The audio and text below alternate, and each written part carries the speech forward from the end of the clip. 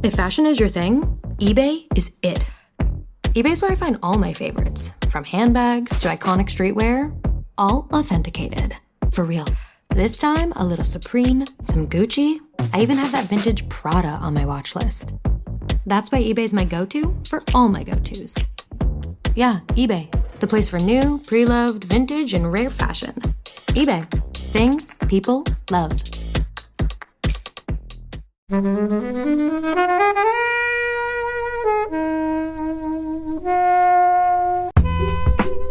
yeah, when she joins Stood Up Britain Newsline, incidentally no one here gets fired for shagging the boss, and you just think, God, run, Bridget, run.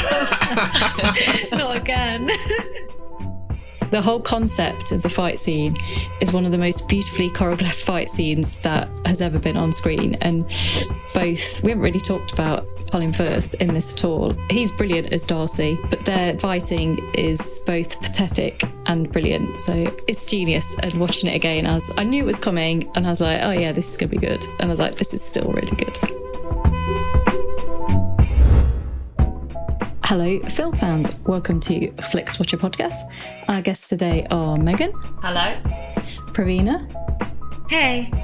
And Kobe. Hello. And we're here to talk about Bridget Jones's Diary.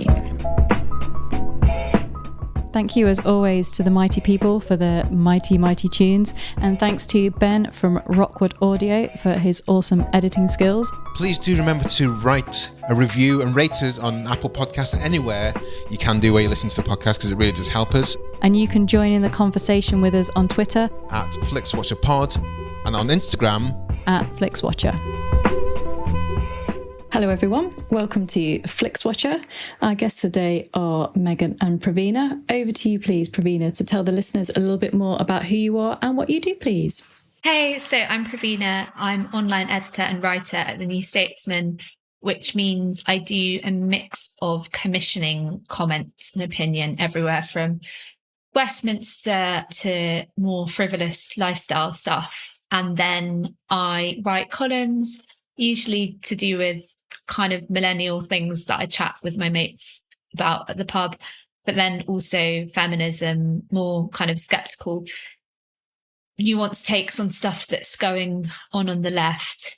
And yeah, I'm sometimes in the Times and Sunday Times, but New Statesman is where I work. It'll be interesting to take your feministic take on this film, which we'll get to in a second.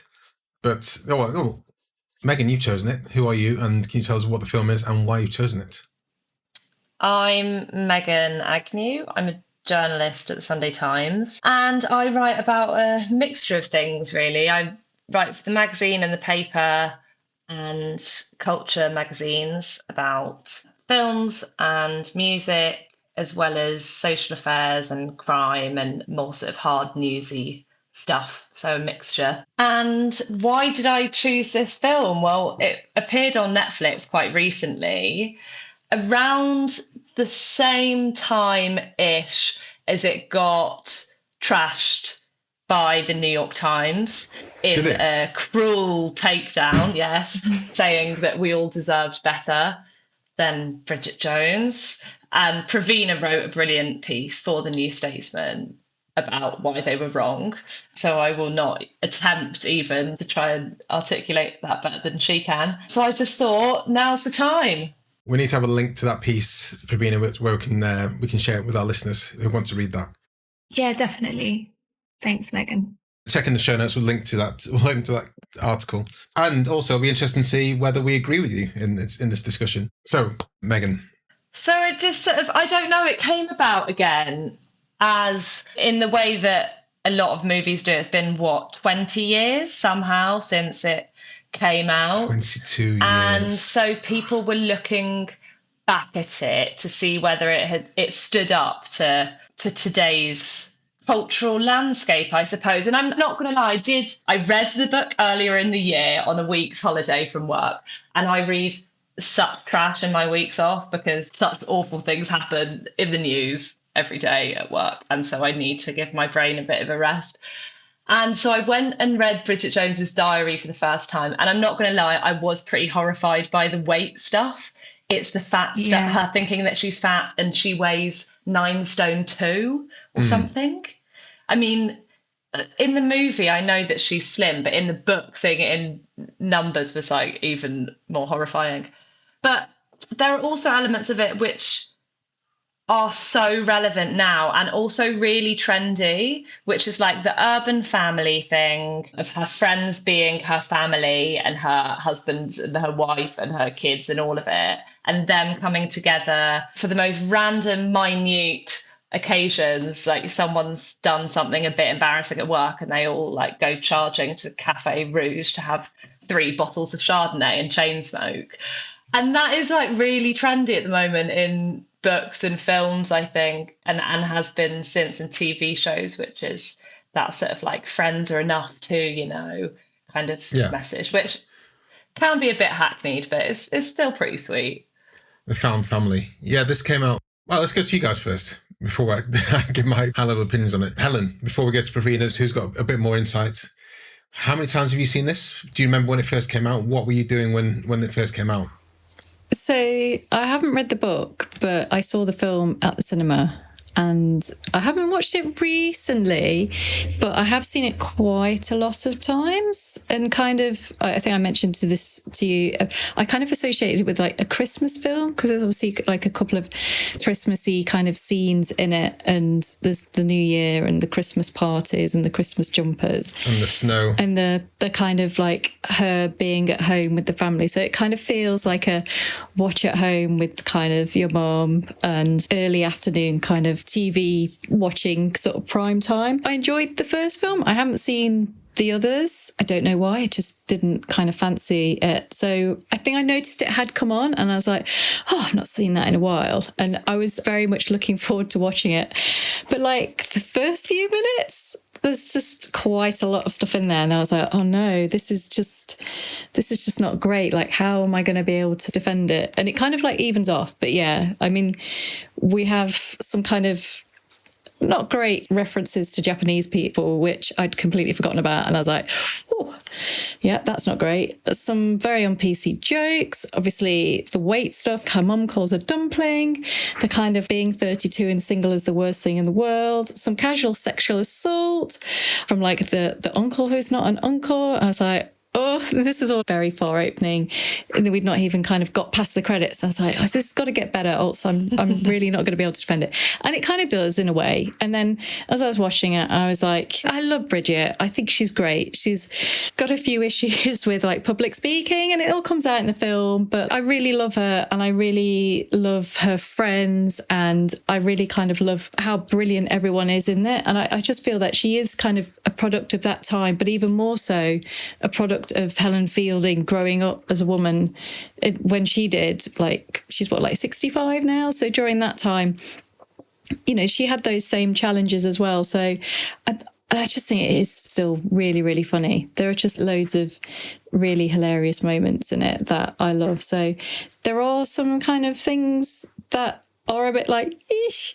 I don't know what a 16-year-old girl would kind of think watching it now, whether they feel like, yeah, for the first time, they would probably feel quite sad for Bridget and probably a bit shocked, but like that kind of was the time. And I kind of like feel for her, you know, she's through all the kind of like challenges, she's always like got a positive outlook and tries to just get on with it. So yeah, rocky start, but then I was like, oh, you know what? I do really enjoy this film. Sorry. Pravina, give us maybe the high-level gist of your article and your thoughts on Bridget Jones then and now. Yeah, basically, my article alluded to a lot of what you guys have mentioned, just that sense that obviously when you first read the book or see the film, it is like, whoa, like it really smacks you around the face, the references to her weight. And just, I don't know, like Daniel Cleaver, her boss, making jokes about her skirt being off sick and touching her bum in the lift, and then the uncle does it too. Like she's just, you just think she's traumatized by this point about older men touching her bum. But then I also kind of think the way she was just reflected a lot of the bizarre hang-ups that women of that time did. And let's face it, like we still do have, you think, whether it's like about a weight or whatever, like I think in some ways she reflected the flaws that society had. And actually, maybe more so in the book, you see a lot of her like personal growth through it, like realizing that actually, like when she's skinny, boys don't magically like her. And I don't know, I think you need heroines who, for example, go after the bad guy at first, because otherwise there's not really like a redemptive arc to it. Like there's not this sense of like growing and learning, which is what you need from a book. And also that's kind of what a lot of our mates do in real life. Like if you create this very pure character who'd never be tempted by the cocky public schoolboy, like that just doesn't feel true to life. So yeah, I kind of basically, like, my main feeling from the film actually is that I miss some aspects of that character. Like I feel like if you watch a lot of inverted commas chick flicks now, a lot of the heroines are kind of these cool manic dream pixie kooky girls, and the troubles they have are probably a bit more like existential angst or things like that. And I miss these like theatrical mishaps that like Bridget Jones had with like the blue soup, and then terrible public speaking in front of like Salman Rushdie, and I don't know, like I kind of think also, why is she any worse than a lot of women today you see in films go for men who are maybe more like emotionally abusive or a bit more tortured but appear nice? And like, why is it so bad that she just went for the guy who was kind of a knob up front? I don't really see why she's so bad. I think for me, it is very much of its time. And I'm not going to go down on the same points you guys have made. Ultimately, we are all on Bridget's side, which is the thing that I still think does endure even 2 decades later. There's a lot of things we probably wouldn't happen in the film now. I don't think, like I said, the weight side of things, you probably wouldn't allude to that so much, but we're definitely on Bridget's side in this film. Everyone has or knows a parent who's puts pressure on them in weird ways, whether it might be academic or relationship or whatever. So we can relate to that, and we can relate to not feeling happy in a relationship, however that works. So, we're on her side. The things that date it the most are the smoking, like everywhere. I was just like, my God, just like insides everywhere. I know. And also in the post-Me Too world, I was just like, Daniel Cleaver is just, there's no way Bridget and her team wouldn't report things like that. Well, like, not no way, but I think it would be more apparent, especially in London, especially in the kind of in a publicity kind of field that she works in. I think those things will be called out rather than almost applauded, as it were, in this film. And the other bits I can kind of understand, the hate the comments towards the Japanese wife, for example. But yeah, I think the post-Me Too thing is the main thing that made me kind of like go, you just can't do this. There were some great moments of levity, like the blue soup. That was, I know, I forget about that, and it's hilarious. That whole dinner party until Cleaver turns up was like a farcical fun piece. So I really enjoyed that. Sorry, Megan. I forgot that all of the colleagues knew about the affair and were fine with it, right? So at the end, when she gives her FU speech to Hugh Grant / Daniel Cleaver / they may be the same person, and the colleagues are like, yeah, go on, Bridge, say it. And I'd completely forgotten that they were all in on it as well, which was the most jarring thing, because in a post-Me Too landscape as well. Yeah. It's like, all of you lot knew that they were off shagging in Hampshire for the weekend. They just didn't say anything. It was just so normalised, like all of the TV from around that time, and kind of the kind of like British comedy culture was all around that kind of workplace sort of innuendo and shagging and post-lad culture, sexual assaulters, come-ons and stuff, which is her new boss at the TV company. He's exactly the same. They just don't end up having an affair, but it's just kind of, that's what the comedy vibe was across different TV shows and films, which is kind of insane. But yeah, it was like, oh, this is what comedy is. It's like, oh, great. Oh yeah, when she joins Sit Up Britain, he's like, incidentally, no one here gets fired for shagging the boss, and you just think, God, run, Bridget, run. Not again. But that lads mag culture was so real, wasn't it? Yeah, in the TV, that telly stuff it sounds spot on. Yeah, I mean, I can completely imagine that happening, or someone saying that at some point. And Helen Fielding's just written it down, going, yeah, verbatim. But I think some of the points of like genuine levity were in, you know, a lot of the trailers, like the big pants. That still kind of made me laugh in a way that maybe it shouldn't have done. The blue soup, Hugh Grant being a bit of an overarching tosser and falling into the lake and stuff like that. There's still that kind of charm to it, isn't there? That I think that underpins a lot of this. There's me breaking my office. There's still a bit of charm to it that underpins a lot of what goes on in the story. And I think a lot of that comes from Richard Curtis as well, who did the sort of like bumbling, posh Britain takes, right? That was sort of, he did that wrote really precise posh characters. So like the mum who talks about like getting her colours done in the department store and all of the little cocktail sausages, and like, he sort of did quite brilliant pictures of that, I think, in the 90s with like 4 weddings and this. Yeah. So I think you can hear him in that as well. I hadn't realised that him and Helen Fielding went out at university and then ended up being best mates afterwards. Yeah, apparently he saw her in a pair of fishnets after she'd come off stage in a play, and he walked up to her and said, "I want to be your boyfriend." And she went, "All right." Which is kind of inappropriately Bridget, isn't it? A man forces himself upon you, you say fine. But I thought it was kind of funny. It explains a lot.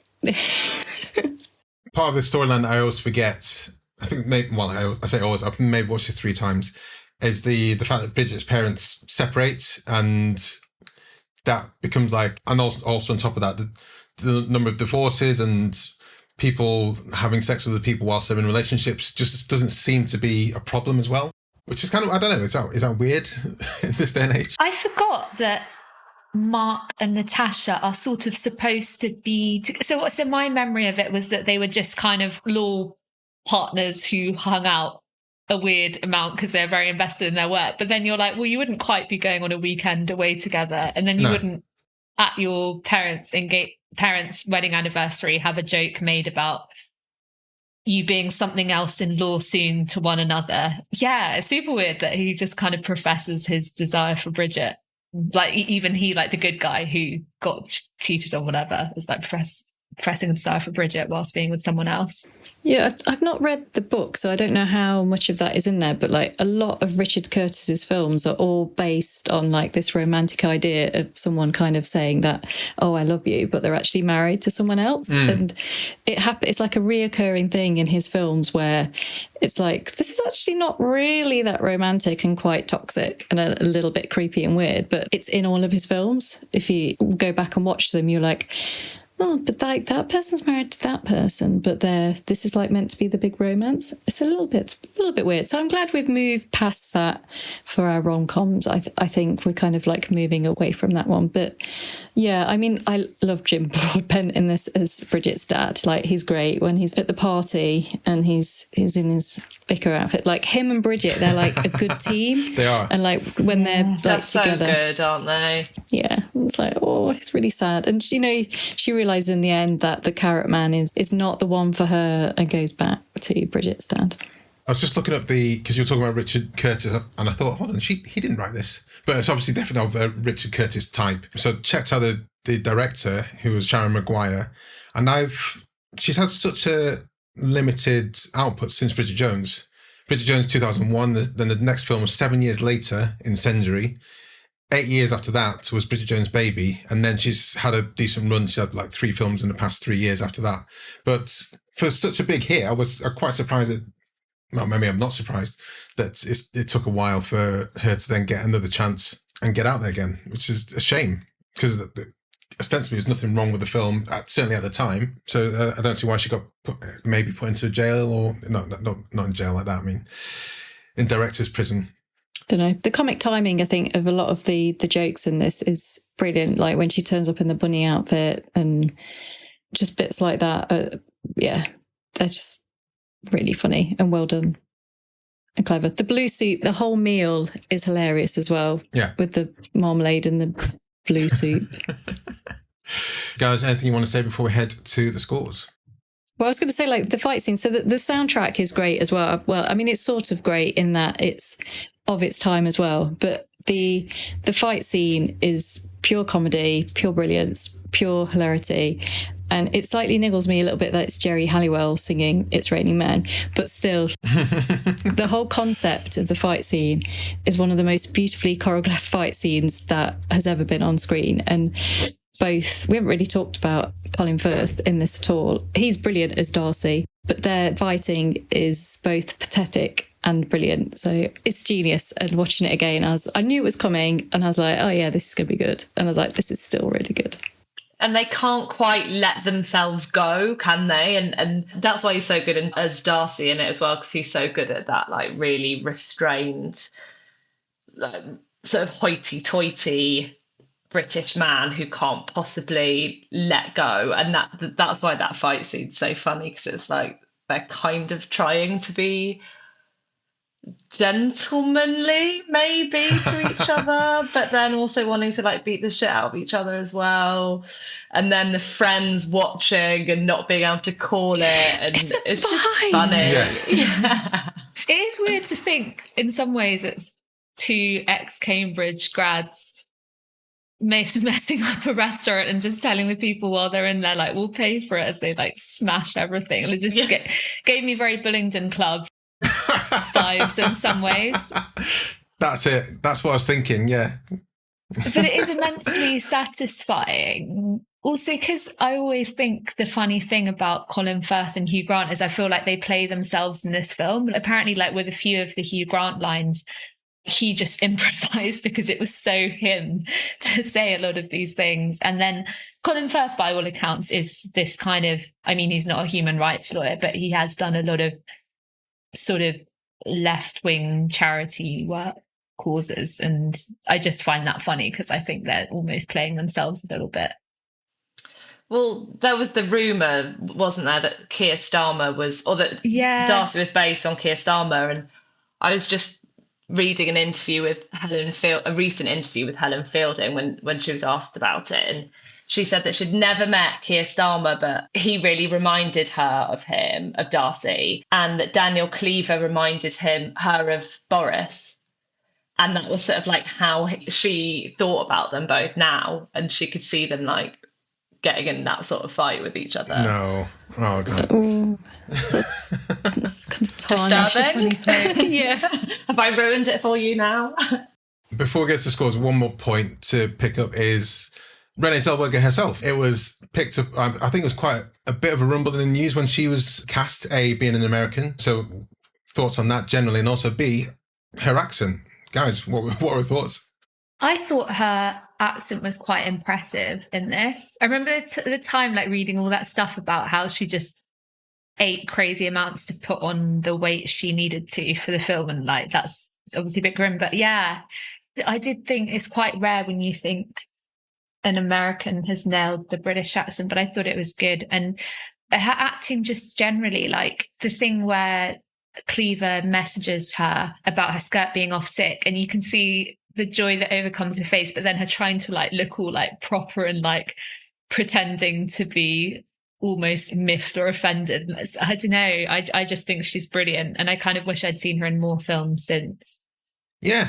But she got the Oscar recently, didn't she? Well, I say recently, it was probably like 5 years ago now, for Judy, which I haven't seen, but this is good. Like my standout performance of her by a million miles. I think she's great. I think she just kind of brings that just sort of slightly hapless, but still just, yeah, the way she picks herself up from being kind of humiliated on multiple occasions is just brilliant. And yeah, her facial expressions are brilliant. And it is that kind of very specific English accent, but she does a good job of it. I like her. I like Bridget and Renée together. She did. I mean, I was just looking at her filmography, and Dazed and Confused, one of my favourite films I didn't realise she was in. I've seen that film many times, so I'm going to have to rewatch that. But yeah, she had Sharon Maguire, 96, which I think brought her to the attention of most people. But she's also in Empire Records, Reality Bites.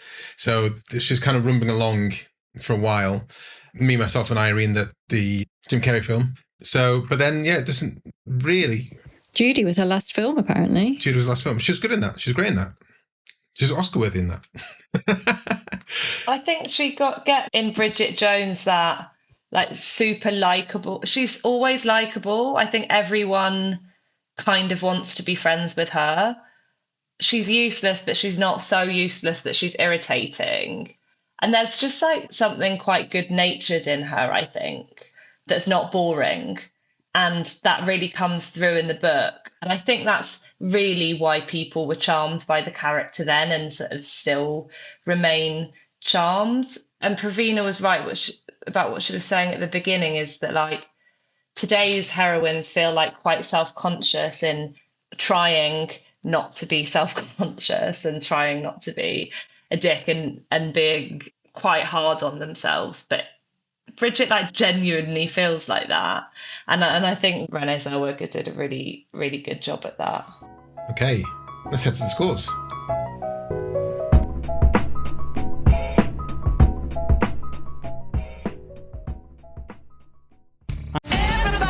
These are violent criminals, so they're not going to go down easy. ABC Tuesdays. Let's get this done. The Rookie is back. We have 2 new rookies starting today. Howdy. Being a cop is stressful 24/7. Every year on the job is different. And Training Day. We have a serial killer at large. Never ends. We need an ambulance! The Rookie. All new Tuesdays on ABC and stream on Hulu. I'm Sam Clements, host of the 90 Minutes or Less Film Festival, another podcast in the Stripped Media family, a podcast that celebrates movies under 90 minutes long. Each episode, I'm joined by a special guest who selects a movie to join our prestigious lineup. Past guests have included fellow Stripped Media family members Martin and Sam from Song by Song, and Kobe from Flixwatcher, and Dave from The Wire Stripped. Search for us now on the app you're currently listening to this podcast, or join us at 90minfilmfest.com. So welcome to the Flixwatcher scores. All of the scores are out of 5. You can have decimal places if you wish, and we will start with you, please, Megan, with your recommendability. I'm going 4.5 on this, just because I think there are so many elements of it that wouldn't even get past the first edit now at all. But it was so of its time, and it sort of moved things forward, I think. It moved things forward in the way that we talk about singletons and being in your 30s and not being married, and how everyone who is married is kind of smug about it, and like said all of the things that people were thinking and feeling but didn't really want to say out loud because they didn't want to seem lame. So I think it's a big cultural moment, and she's still shorthand. You could say to a I'm sure you could say to a 15-year-old today, who's Bridget Jones, or that's a bit Bridget Jones, isn't it? And they'd say yes, they'd recognise it. It's got like great brand visibility. So yeah, I'm giving 4.5. There were some discussions, not just from her parents and her parents' friends, but from her age group as well, as to like when you're getting married, when you're having kids. That really fucks me off when people say that to people. It's like, as a passing comment, maybe in private, it's like, hey, how's it going? How's it going with your life, whatever, but you don't just say it across a dinner party and just declare that kids are the best thing in the world if you haven't seen them for a year. That's not how you it's things like that. I mean, that's probably the main thing that got me like properly riled up. I was like, oh god, don't do that. Happens to women all the time still. Yeah. And I think the feeling that if you're single, your personal life is kind of up for grabs, and people can ask you about it in the way that, and is there a moment in this film when she says, when was the last time you shagged your wife or something? Oh no, she says, how many marriages end in divorce? What I was kind of gunning for her to say was, well, when was the last time you shagged your wife? Or when was the last time you shagged your husband? Because people don't ask married people about their love life in the same way as they feel like they can with single people. Like it's sort of entertainment, like you've got to sing for your supper and serve them these horrific stories from the front lines of dating so they can laugh at it. When actually... some of us are out there doing it on the battlefield. Yeah, that's so true. Pravina, recommendability score? I would say 4.8 because while like ostensibly you think, oh, this is a film which only women get because, you know, the plight of the single 30-something women. I think, like, exactly like Megan said, it's just become so recognizable. Like, people use the phrase smug married or like smug coupled up as a result of it.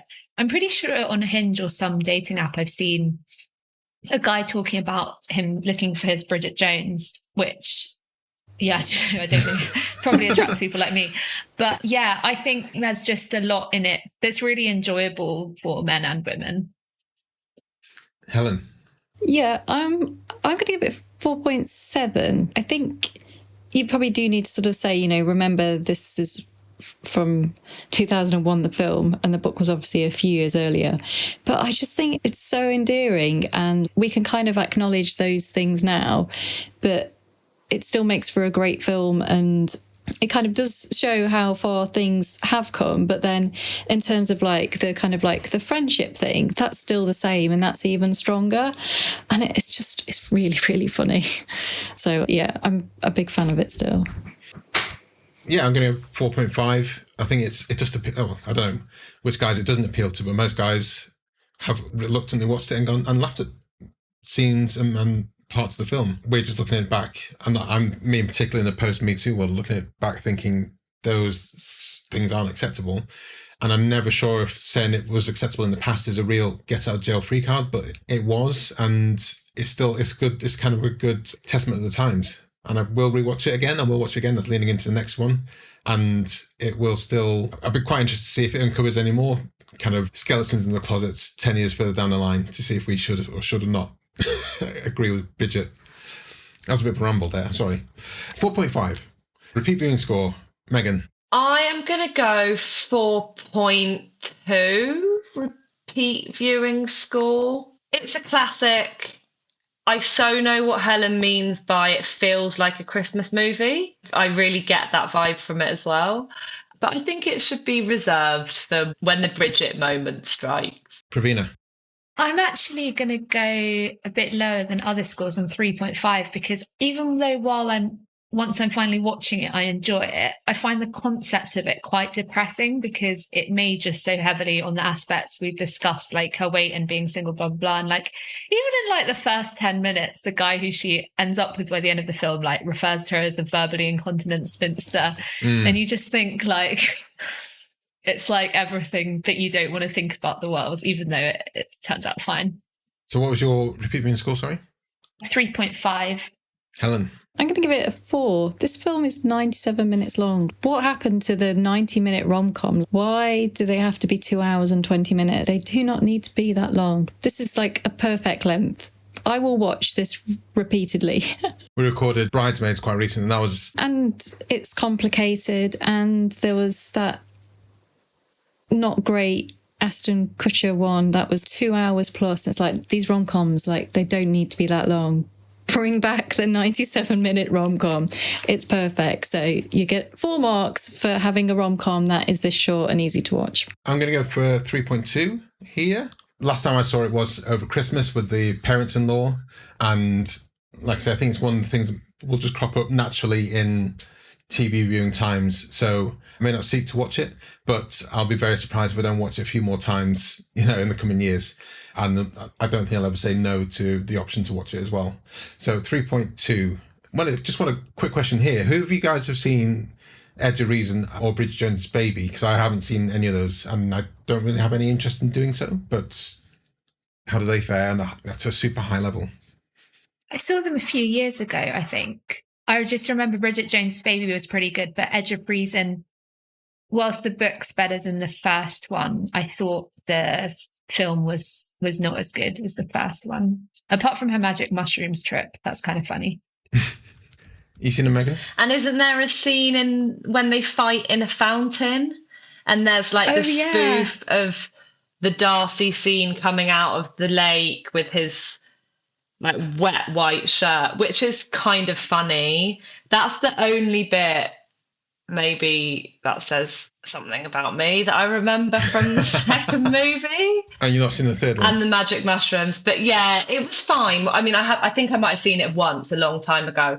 And I think I saw Bridget Jones's Baby in the cinema with my mum. And I remember finding it mortifying. Like, just, you know, when a film tries really hard to be of that moment and of that year. And yeah, she went spinning and she went to a festival and it was just quite cringy and I couldn't do it. And I won't be watching that one again. I'm sorry, Helen Fielding. So, yes, small screen score. Megan? I'm going to go for a 4 on the small screen because I don't think it really matters that much with this. Yeah, 4. Megan? Sorry, Pravina? Yeah, I think 4.5 because, yeah, again, like it almost works better on the small screen because it's quite a cozy in your PJs sort of, if not Christmas, it's definitely cold outside film. Yeah. 4.5. Helen? Yeah, so I mean, it is kind of fun seeing comedy films at the cinema because you can have that shared laughing moment. But I think this is like one of those perfect repeat viewing, watch at home films. So I'm going to give it a 5. And it's just come on Netflix. So maybe if you've not seen it since 2001 and you want to jump back in, it's there. Yeah, I'm going to go for 5 as well. I can't imagine ever going to see it at the cinema. Maybe Prince Charles as part of a rom-com thing, but I don't think I'm missing out much. Although I do remember clearly when this came out and I was at university at the time, my then off and on girlfriend, now wife, went with a bunch of her friends to watch it, which was kind of odd because she didn't really go to the films that much, but I remember it being like a huge event day. So it maybe does have a cinematic collective viewing thing, which maybe I should watch, maybe I should experience. Engagement score, Megan? I'm going to say 4.7 on this, actually, which is quite high, but I want to see it through. I want to spend more time with Bridge because we love Bridge and her mates, Shazza and Jude. And what's the guy called? I can't remember. But I just think the friends are just brilliant and they completely get that, like really over the top responses to completely everyday issues like vile Richard and horrible exes, and I think they're brilliant. So yeah, 4.8, and as Helen said, it's short, so you can whip the end of it pretty quick. Just going back to the friends bit, because the friends are introduced in kind of interesting ways, but then we don't get much. I know it's obviously Bridget's story, but we don't get any character development on like Shirley Henson's boyfriend scenario or the guy who's, you know, he's had a one-hit wonder and now is living off that. We don't hear anything more from their side of the story, which I don't know. I think in a modern film, you probably flesh that side out a bit to give them a bit more weight. Again, that might just be me. Pravina, engagement score. So I went for a 5 because I felt very, like even rewatching it, I felt very invested in what happened to her. And I did cry at the bit at the end, and then a little bit at when he talks about liking her just as she is. Which is, yeah, very, very cringe for various reasons. But I guess that's also, I wonder if that's conditional on knowing that Darcy turns out to be the good guy and knowing that the story was flipped by Cleaver and that like he didn't cheat. He didn't get with Cleaver's fiance, it was the other way around, because otherwise I think, oh God, both of these guys are pretty ropey. Like there's not much hope for you, Bridget, and just turn it off. Well, that's what Bridget thought, wasn't it? Yeah, exactly. So I don't know. Yeah, I don't know whether that's just because I know that, you know, like almost since the start, you know, the story that like Darcy's the good guy because of Pride and Prejudice and whatever. But isn't that just audacious though, saying for Hugh Grant's character, Cleaver, to say, yeah, we're split up because, you know, he cheated on me. You kind of think it's wild. So many people must know that's, yeah. So what are you doing? Well, this time watching it, because obviously I've seen it a few times before and I knew this was coming, you can see him make up the story in his face. He sort of pauses and... Yeah, and his eyes kind of look to the side and he's like, she's not going to find out. I'm going to do this. This is going to work out in my favour. And I hadn't noticed that kind of before. Probably have not been paying much attention, which is probably going to come to my engagement score in a minute. But yeah, I was like, oh yeah, you can see him working it all out and plotting this. That's how desperate for a shag he is, and kind of how manipulative he is. And it's like, oh, yeah, Cleaver. It's his entitlement. It's that as well in the scene when Bridget comes home and his naked American silly Bridge colleague is in Lara is in the bathroom, and the way that he's sort of like just like mooching around his house as if nothing is happening. And I kind of like hearing you say that just now, Helen, and thinking about that, it got a touch of the Boris about it. That thing of like, I will never get in trouble. And if I do, I'll be fine. And it's deeply annoying, and it's really disturbing to see on screen. Yeah, and that dismissiveness when he talks about, he's like, oh, I'm thrilled that little Kurdish bloke was set free, or like, I don't give an F about Chechnya. Bridget, like that just intense disdain for others, and which kind of takes him beyond just being kind of a bit of a dodgy, slightly lecherous guy. Yeah. And then when he says like, me and you, we're made for each other, and she's like, oh no. And you're like, yes. That's what I mean. One of the things I'm saying, where we are on Bridget's side, and when she does say that, that's not good enough for me, that won't do for me, I was like, get in. So yeah, Helen, engagement score. You know, I was going to give it 4, but I'm actually going to bump it up for the reason that if you can kind of like have it on in the background, but then if you are like fully invested, then you pick up on little things like that, which I think is just a testament to like brilliant casting and directing and acting from everyone. That just kind of those little subtle moments that happen, and you're like, very well done, everyone, for making this excellent film.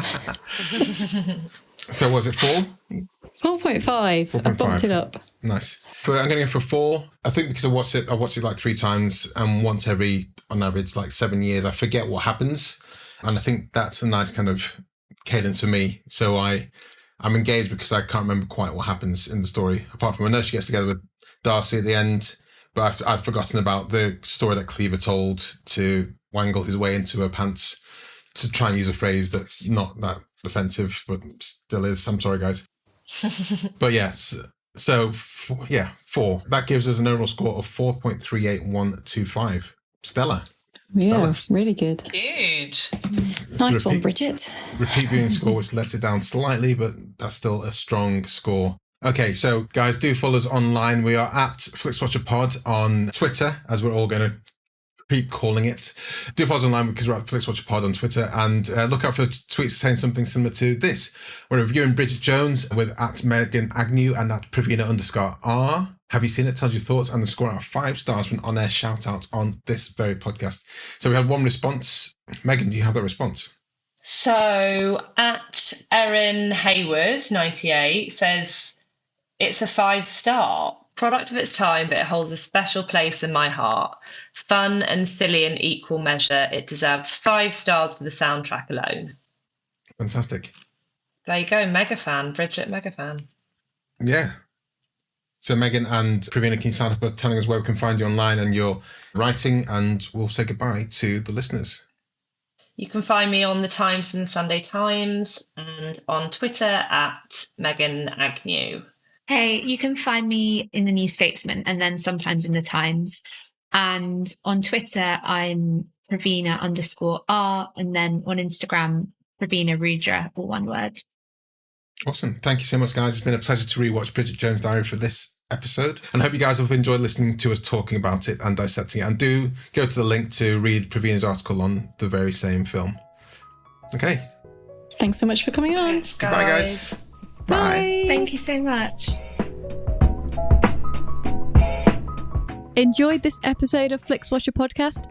Why not leave us a 5-star review on iTunes? You can also follow us at FlixWatcherPod on Twitter, and we're at FlixWatcher on Instagram. Thanks as always to the mighty people for their mighty tunes, and Rockwood Audio's editing skills. If you're looking to get your podcast edited as sweet as this, get in touch with Rockwood, ROKK Wood Audio. Tell them Flixwatcher sent you.